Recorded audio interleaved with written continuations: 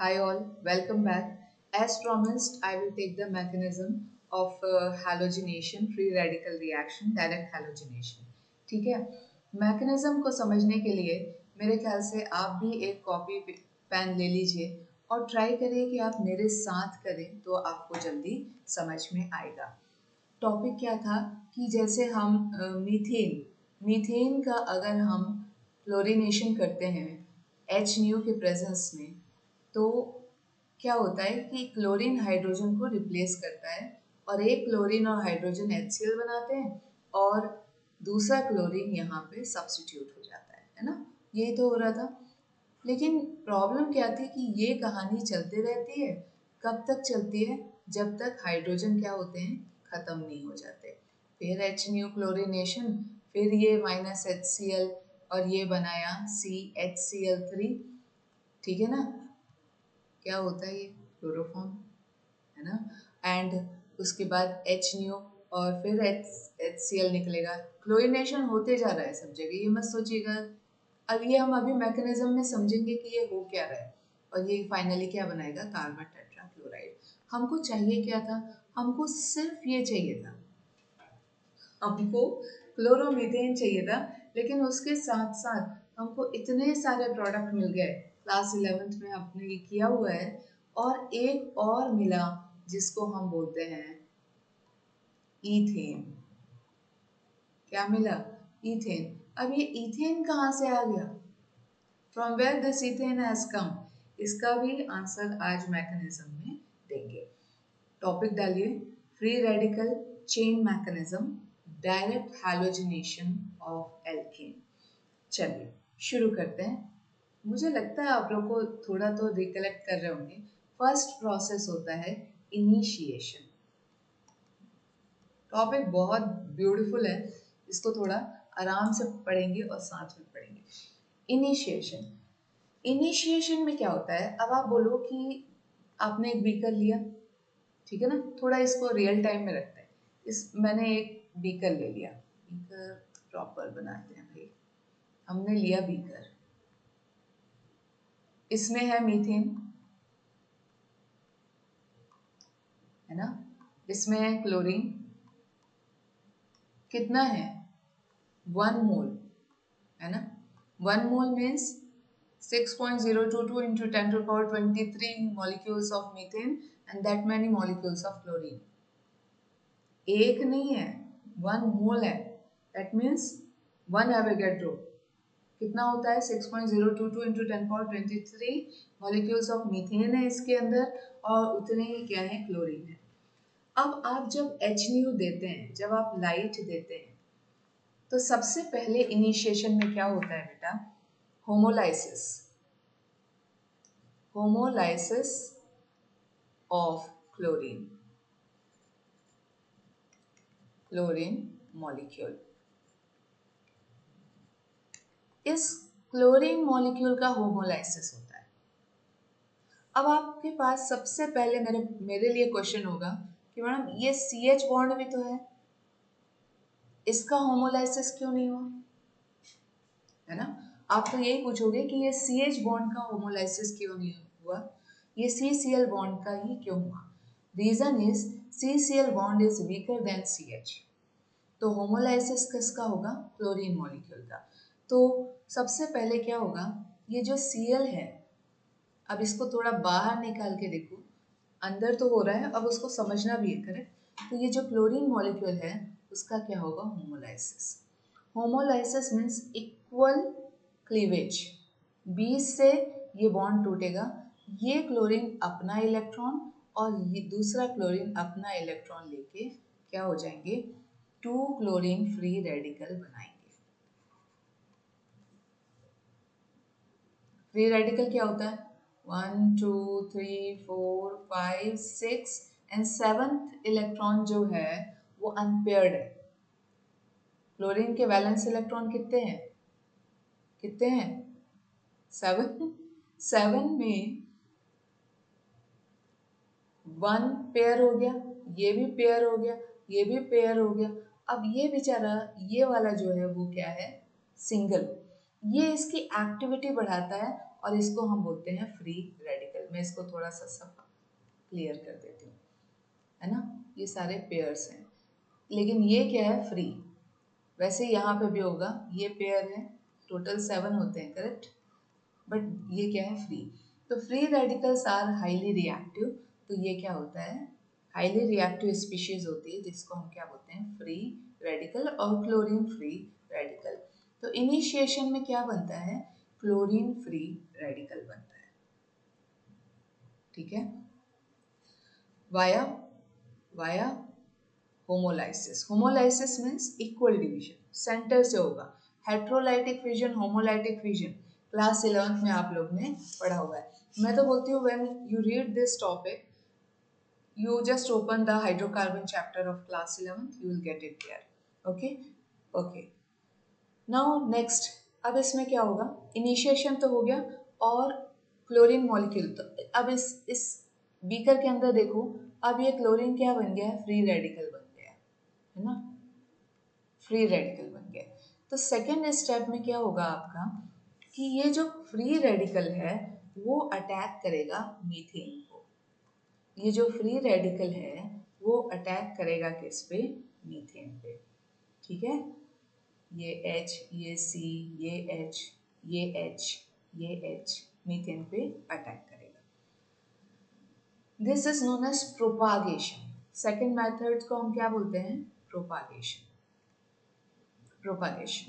सो अब ये Cl free radical है, क्लोरीन बीइंग एन इलेक्ट्रोनेगेटिव, बिना बॉन्ड बनाए एक्टिव इलेक्ट्रॉन लेके घूम रहा है, वो क्या कर देगा, सीधे यहाँ होमोलाइटिक फिजन कर देगा और हाइड्रोजन को इलेक्ट्रॉन के साथ लेके क्या बना लेगा, HCl। क्या बना लेगा, HCl। अब कार्बन के पास ये इलेक्ट्रॉन बचा हुआ है, तो ये H3C, अब ये कार्बन मिथाइल फ्री रेडिकल बन गया, मिथाइल फ्री रेडिकल,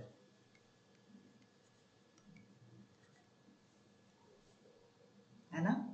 तो मिथाइल फ्री रेडिकल बन गया। अब जो मिथाइल फ्री रेडिकल आपका इस केस में है वो हाईली रिएक्टिव स्पीशीज हो गया है ना, that has become active species. Now you understand कि HCl क्यों निकलता है, every time you remove HCl, है ना। यहाँ पे आप क्या करते हैं, HCl निकालते हैं, तो HCl कुछ इस तरीके से निकलता है। जब फ्री रेडिकल आपका हाइड्रोकार्बन पे अटैक करता है और वहां से हाइड्रोजन ले लेता है, तो वो क्या बना देता है, HCl। अब ये आपके पास क्या है, मिथाइल फ्री रेडिकल है, ठीक है ना। अब आपके पास क्या है, मिथाइल फ्री रेडिकल है। चलो आगे बढ़े, समझ में आ रहा है, आ रहा है, यस। तो अब मिथाइल फ्री रेडिकल की कहानी, अब मिथाइल, अब आप सोचो बीकर में, फिर से सोचो आप बीकर में क्या कहानी हो रही है। ये है आपके क्लोरीन फ्री रेडिकल बन गया, क्लोरीन फ्री रेडिकल ने CH4 को अटैक कर दिया, CH4 ने मिथाइल फ्री रेडिकल बना लिया और HCl लिबरेट हो गया, है ना। पहले से वहाँ बिफोर हैंड वहाँ पे मीथेन भी है। मैंने बोला था 1 मोल है, 1 मोल यानी बहुत होता है, 6.022 इंटू 10^23 मॉलिक्यूल्स ऑफ क्या है, मीथेन, और उतने ही क्लोरीन मॉलिक्यूल्स भी हैं, उतने ही फ्री रेडिकल भी बन रहे हैं। अब आप में से यहाँ बोलो, अच्छा ये जो मिथाइल फ्री रेडिकल बना है, अब इसकी कहानी पहले खत्म कर लेते हैं। ये जो मिथाइल फ्री रेडिकल बना है आपका, वो क्या करेगा, ये क्लोरीन मॉलिक्यूल यहाँ पे है तो वो उस पर अटैक कर देगा। तो क्लोरीन मॉलिक्यूल जो है, ये जो क्लोरीन मॉलिक्यूल है वो होमोलाइटिकली ब्रेक होगा, यहाँ होमोलाइसिस ही चलाना है। तो ये इलेक्ट्रॉन और CH3 मिलके क्या बना लेंगे, CH3Cl। आपका पहला प्रोडक्ट क्या था, CH3Cl बन गया, CH3Cl। और अब यहाँ पे क्लोरीन फ्री रेडिकल बन गया, अब यहाँ पे क्या बन गया, क्लोरीन फ्री रेडिकल बन गया। सो ये रिएक्शन चलते रहते हैं अंदर इनसाइड द बीकर। अब आपके पास बना क्या था, CH3Cl, करेक्ट। अब ये जो CH3Cl है, मैं यहाँ CH2 एक H नीचे डाल देती हूँ और ये Cl, ठीक है। अगर ये मिथाइल फ्री रेडिकल जो बना है वो इसी का H ले ले तो, क्योंकि वो तो फ्री रेडिकल है, वो हाईली एक्टिव स्पीशीज है, तो क्या बनाएगा वो यहाँ, तो वो यहाँ क्या बनाएगा, HCl। क्या बना, HCl, और यहाँ क्या बचा, CH2 free radical and Cl, है ना, CH2 free radical and Cl। तो यहाँ पे सारे कॉन्सेप्ट्स पॉसिबल है, मैं बोलती हूँ। मुझे पता है आप थोड़े से कंफ्यूज हो रहे होंगे कि हमको लगाना कहाँ क्या है, तो यहाँ पे मैं बोल रही हूँ सारे कॉन्सेप्ट पॉसिबल हैं, जिसको हम एक लास्ट में क्या करेंगे, आपके लिए एक बेसिक बना देंगे। ये प्रोपागेशन का प्रोसेस है कि एक फ्री रेडिकल को अगर कोई मिला, उसने उससे हाइड्रोजन लेके HCl बना लिया, बचा हुआ अल्काइल फ्री रेडिकल फिर क्लोरीन को ढूंढेगा। तो अब आप बोलो कि ये जो CH2Cl फ्री रेडिकल बना है, ये क्या बना हमारे पास, CH2 and free radical Cl जो बना है, वो किसको ढूंढेगा बीकर के अंदर, क्लोरीन को, है ना, क्लोरीन को। और यहाँ होमोलिटिकल फिजन होगा और ये Cl यहाँ चला जाएगा, तो क्या बनाएगा, ये बनेगा CH2Cl2, और ये वाला जो Cl है ये बना फ्री रेडिकल।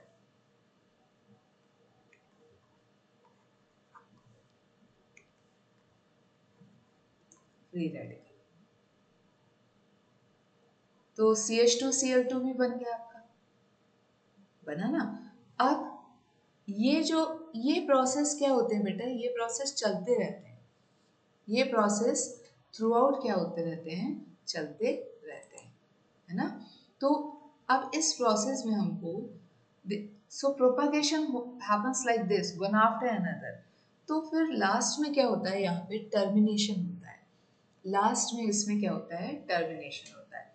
तो टर्मिनेशन के लिए मुझे स्क्रीन चाहिए, तो मैं क्या करती हूँ, इसको मैं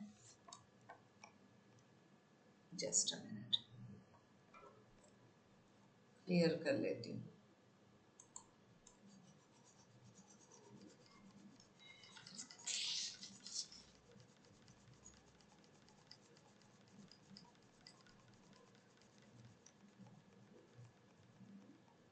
Yeah. So termination, third process will be termination.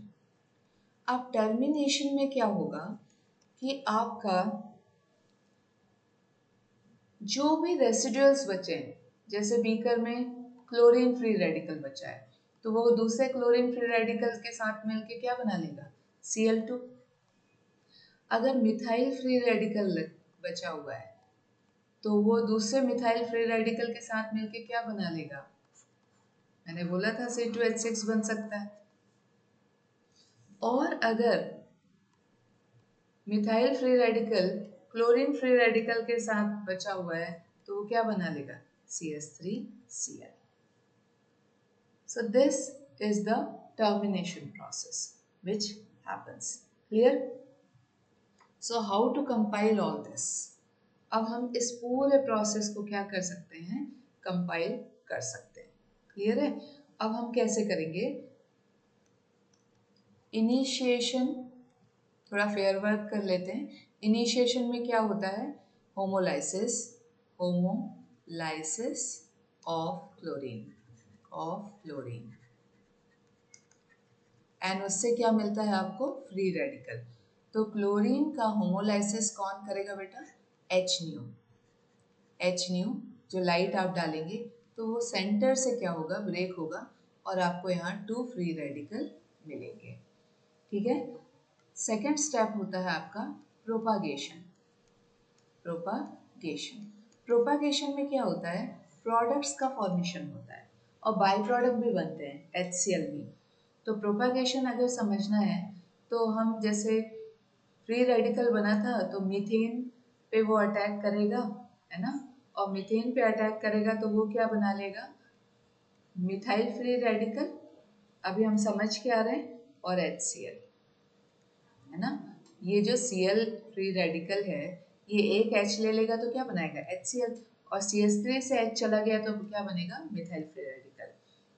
अब ये जो मिथाइल फ्री रेडिकल है आपके पास, फ्री रेडिकल यानी हाईली एक्टिव स्पीशीज, एक ही इलेक्ट्रॉन है तो वो बहुत हाईली एक्टिव होता है बॉन्ड बनाने के लिए।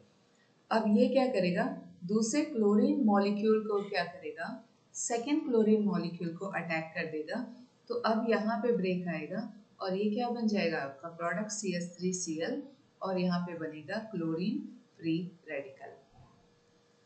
हो सकता है कि ये आपस में ही क्लोरीन, ये CH3Cl जो बना है, ठीक है ना, आपका जो CH3Cl बना है, अगर ये क्लोरीन फ्री रेडिकल इसी से हाइड्रोजन ले ले तो ये हो जाएगा CH2Cl, और ये रेडिकल यहाँ बन गया, और HCl, ये क्या बना लिया, HCl। ये वाला क्लोरीन एक H लेके HCl बना लेगा, और एक H होमोलाइटिक, पूरे प्रोसेस में होमोलाइसिस ही करना है, तो ये कार्बन के पास उसका इलेक्ट्रॉन बच जाएगा, ठीक है। अब ये जो आपका CH2Cl है ना, वो किसी क्लोरीन मॉलिक्यूल को लेगा और उसके साथ होमोलाइसिस करके उससे क्लोरीन लेके क्या बना देगा, CH2Cl2, और यहाँ क्लोरीन फ्री रेडिकल बच जाएगा। So this is how the process will keep on happening, will keep on happening. Third process हमारा क्या था इसमें, टर्मिनेशन का, मैं यही लिख देती हूँ ताकि आपको इजी हो। थर्ड प्रोसेस था इसमें टर्मिनेशन। जब ये प्रोसेस चलते रहता है तो लास्ट में हमारे पास जो जो बचता है, फॉर एग्जांपल बीकर में क्लोरीन फ्री रेडिकल बचा हुआ है, तो क्या चांसेस हैं कि वो दूसरे क्लोरीन फ्री रेडिकल के साथ मिलके क्या बना लेगा, क्लोरीन गैस वापस बना सकता है। अगर आपके बीकर में मिथाइल फ्री रेडिकल बचा हुआ है जो हम अभी समझे थे, तो वो हो सकता है कि दूसरे मिथाइल फ्री रेडिकल के साथ मिलके क्या बना ले, C2H6 बना ले, क्योंकि लास्ट में जो रेसिडुअल्स बचे हैं वो आपस में भी क्या करते हैं, रिएक्शन करने लगते हैं, और ये भी पॉसिबल है कि जो ये मिथाइल फ्री रेडिकल है वो क्लोरीन फ्री रेडिकल के साथ मिलके क्या बना ले, CH3Cl बना ले। तो ये जो फ्री रेडिकल हैलोजिनेशन है, ये प्रोसेस का एक ही प्रॉब्लम है कि इसमें प्रोडक्ट के साथ साथ इतने बाय प्रोडक्ट बन जाते हैं कि हमको उनको सेपरेशन में ही टाइम चला जाता है, and that is a major demerit of this direct halogenation of alkane process, जिससे हम हैलो एल्केन्स